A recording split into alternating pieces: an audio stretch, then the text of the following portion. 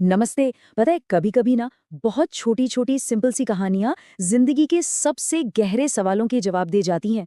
आज हम एक ऐसी ही कहानी की बात करेंगे जो एक ऐसे सवाल से जुड़ी है जो हम सबको कभी ना कभी परेशान जरूर करता है। तो चलिए देखते हैं ये कहानी हमें कहाँ लेकर जाती है। और सवाल भी तो यही है, आखिर ये दुख जीवन में आता ही क्यों है? मतलब क्यों हमें इन मुश्किलों से गुजरना पड़ता है? क्या इसका कोई मकसद है या ये सब बस ऐसे ही है? पूरी कहानी बस इसी एक सवाल के इर्द गिर्द घूमती है। तो कहानी शुरू होती है एक बेचैन सवाल से। एक ऐसा सवाल जो एक लड़के के मन में बहुत गहराई तक घर कर गया था। एक शांत से गांव में आरव नाम का एक लड़का रहता था। बाहर से देखने में तो उसकी जिंदगी में सब कुछ ठीक ठाक था, लेकिन अंदर ही अंदर वो बहुत परेशान रहता था। जरा सी भी मुश्किल आती थी ना तो उसके मन में एक बड़ा तूफान खड़ा हो जाता था, और वो बस यही सोचता रहता कि आखिर ये सब होता ही क्यों है। तो अब कहानी आगे बढ़ती है नदी के रास्ते की तरफ। आरव को ये बिल्कुल अंदाजा नहीं था कि उसके इतने गहरे सवाल का जवाब एक बहुत ही मामूली सी यात्रा में छिपा हुआ है। एक ऐसी यात्रा जो उसे नदी की ओर ले जाने वाली थी। बात एक सुबह की है। आरव अपने दादाजी के साथ नदी से पानी लाने के लिए निकला। उनके पास पानी भरने के लिए 2 घड़े थे।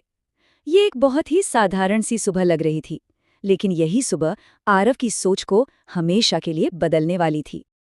अब इन दोनों घड़ों में ना एक बड़ा फर्क था। एक घड़ा तो एकदम नया और मजबूत था, जिससे पानी की एक बूंद भी बाहर नहीं गिरती थी। लेकिन जो दूसरा घड़ा था वो जरा पुराना था, और उसमें एक छोटी सी दरार थी, जिससे पानी रास्ते भर लगातार टपकता रहता था। रास्ते में उस टूटे घड़े से पानी गिरते हुए देखकर आरव से रहा नहीं गया। उसने अपने दादाजी से कहा, दादाजी, ये टूटा घड़ा तो एकदम बेकार है। इससे तो सारा पानी रास्ते में ही बर्बाद हो जाता है। और यहीं से कहानी का सबसे दिलचस्प हिस्सा शुरू होता है, टूटे घड़े का राज। आरव की बात सुनकर दादाजी ने कुछ कहा नहीं, वो बस धीरे से मुस्कुरा दिए। वो जानते थे कि इस टूटे हुए घड़े में एक ऐसा राज छिपा है जिसका जवाब आरव को शब्दों से नहीं बल्कि अपनी आंखों से मिलने वाला था। जब वे नदी से पानी भरकर वापस लौट रहे थे, तब दादाजी ने आरव से बस इतना कहा, बेटा, अब जरा रास्ते को ध्यान से देखो। आरव ने जब ध्यान से देखा तो वो सच में हैरान रह गया। जिस तरफ सही वाला मजबूत घड़ा था, वो रास्ता तो बिल्कुल सूखा और बेजान था, लेकिन जिस तरफ वो टूटा हुआ घड़ा था ना, वो पूरा रास्ता हरा भरा था, और उस पे रंग बिरंगे खूबसूरत फूल खिले हुए थे। तब दादाजी ने आरव को समझाया, बेटा, ये घड़ा हमेशा अपने टूटे होने से दुखी रहता था। उसे लगता था कि उसकी ये कमी उसे बेकार बनाती है, पर जरा देखो, उसी की कमी ने, उसी के दुख ने इस पूरे बेजान रास्ते को जिंदगी से भर दिया है। और पता है, शायद जिंदगी में दुख भी कुछ ऐसा ही काम करता है। वो हमें एक टूटे हुए घड़े की तरह महसूस करा सकता है, कमजोर, अधूरा, लेकिन असल में हमारी वही दरारें, वही दुख हमारे जीवन में कुछ नया और खूबसूरत उगाने का जरिया बन जाते हैं। और बस यहीं पर हम कहानी के आखिरी और सबसे जरूरी हिस्से पर आते हैं, जिंदगी का सबक। उस दिन आरव ने सिर्फ एक टूटे घड़े की कहानी नहीं समझी, बल्कि उसे जिंदगी का एक ऐसा सबक मिला जो उसे हमेशा याद रहने वाला था।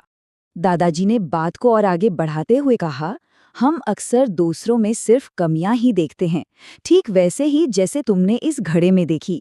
पर हम ये नहीं देख पाते कि अपनी उन्हीं कमियों के साथ वो कितनी मेहनत कर रहे हैं।